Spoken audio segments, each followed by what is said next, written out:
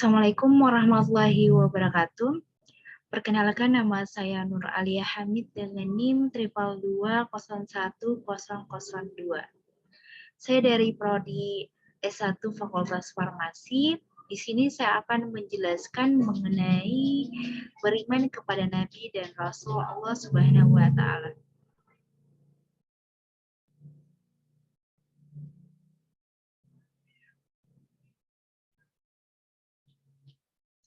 Kita percaya dan yakin bahwasanya Allah telah mengutus para rasul untuk menyampaikan wahyu kepada umat agar menyembah dan beriman kepada Allah Subhanahu wa Ta'ala dan meninggalkan larangan-larangannya.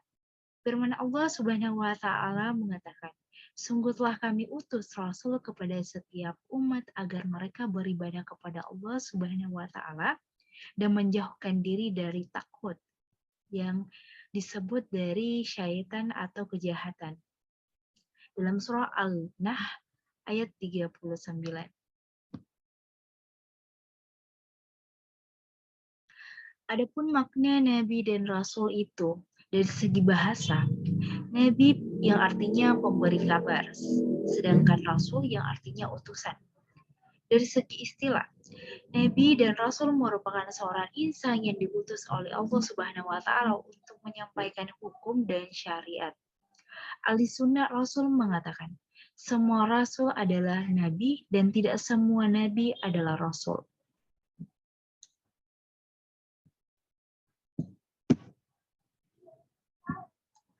Perbedaan Nabi dan Rasul.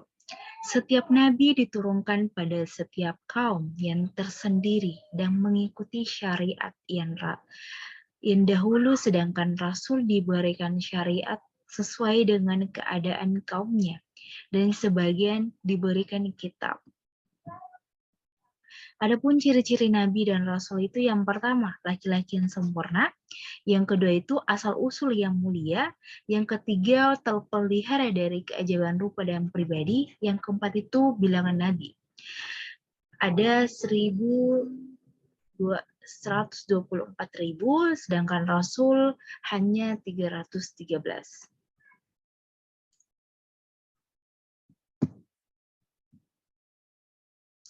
Bukti nama-nama Nabi dan Rasul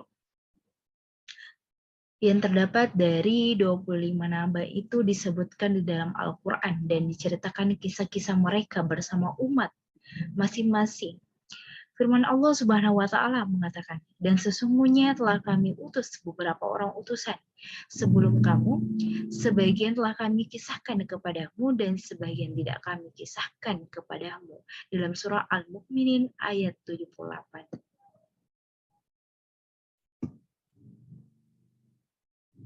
Ulul Asmi. Di kalangan para rasul terdapat 5 orang rasul yang mendapatkan darjat Ulul Asmi, yang artinya terulun. Mereka teguh dan tabah dalam mengharumi cobaan dan rintangan-rintangan dari kaum masing-masing. Ketika menyampaikan dakwah, mereka ialah yang pertama, Nabi Muhammad SAW, yang kedua itu Nabi Ibrahim AS, yang ketiga itu Nabi Musa AS, keempat Nabi Isa AS, kelima Nabi Nuh AS. Firman Allah Subhanahu wa Ta'ala mengatakan, Allah telah menetapkan agama kepadamu sekalian apa yang telah diwasiatkannya kepada Nuh dan apa yang telah kami wahyukan kepadamu Muhammad dan apa yang telah kami wasiatkan kepada Ibrahim, Musa dan Isa, yaitu tegakkanlah agama dan janganlah kamu berpecah belah. Dalam surah Al-Syura ayat 13.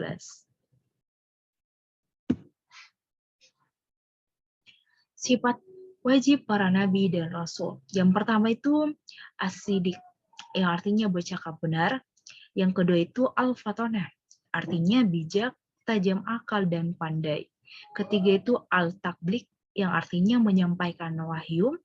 Keempat itu al-amanah, al-ismah, yang artinya terpelihara dari melakukan dosa kecil maupun dosa besar.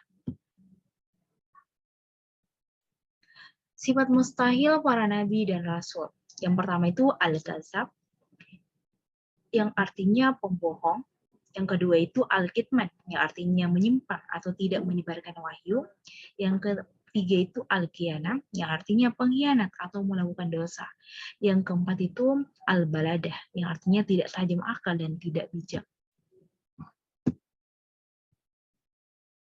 Sifat harus para nabi dan rasul.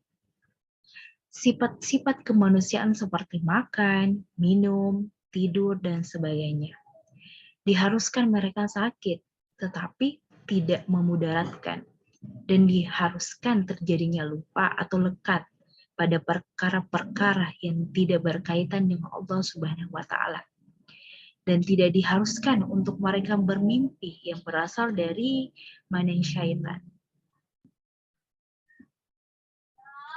Sunnah Rasul sebagai contoh teladan yang meliputi percakapan, perbuatan, dan kepribadian seharusnya diikuti oleh umat jika ingin kebahagiaan hakiki menurut Islam. Firman Allah Subhanahu wa Ta'ala mengatakan, sesungguhnya telah ada pada diri Rasulullah itu contoh teladan yang baik bagimu, yaitu bagi orang-orang yang mengharapkan atau rahmat Allah dan kedatangan hari akhirat, serta selalu banyak bersikir atau ingat kepada Allah Subhanahu wa Ta'ala dalam surah Al-Ahzab ayat 21.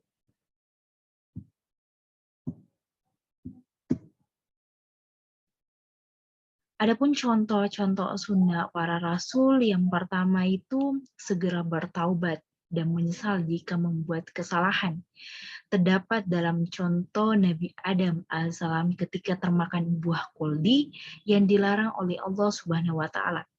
Yang kedua itu para rasul sangat sabar dan berdakwah walaupun mereka dimusuhi, ditantang, dan diejek atau didustakan.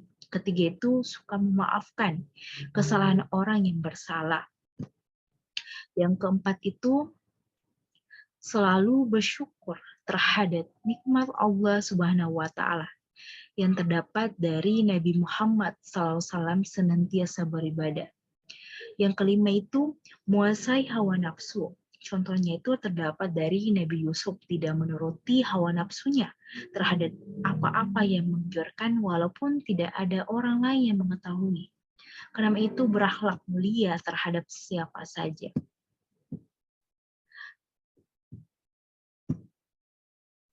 Itulah tadi penjelasan saya mengenai beriman kepada Nabi dan Rasul. Lebih dan kurangnya mohon dimaafkan. Wabillahi taufiq wal hidayah. Wassalamualaikum warahmatullahi wabarakatuh. Terima kasih.